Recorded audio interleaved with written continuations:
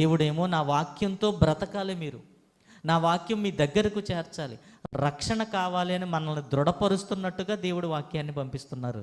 మనం నిర్లక్ష్యం చేసి వెళ్ళిపోతున్నాం. దేవుడు మనల్ని మరింత దృఢపరచడానికి ఆయన మాటలు చెబుతున్నారు. ఇలా దేవుడు వాక్యం దగ్గర చేసి మనల్ని ఇదిగో క్రమక్రమంగా పెంచాలని, దృఢపరచాలని, నిశ్చయతలోకి మనల్ని తీసుకువెళ్ళాలని దేవుడు పంపిస్తూ ఉంటే మనం నిర్లక్ష్యం చేసి కొన్ని వాటిని బట్టి వెళ్ళిపోతున్నాం. బలపరుస్తున్న వాక్యాన్ని విడిచిపెట్టి బలహీనపరిచే వివిధ మాటల వైపు వెళ్ళిపోతున్నాం, నిర్లక్ష్యం చేస్తున్నాం. మనకుండే రక్షణ ఏమైనా తక్కువ అంటే గొప్ప రక్షణ అని రాయబడింది.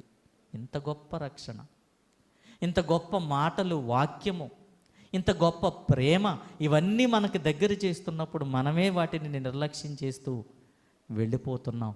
వాక్యాన్ని పక్కన పెడుతున్నాం, లోక సంబంధమైన వాటి గురించి చలించిపోతున్నాం.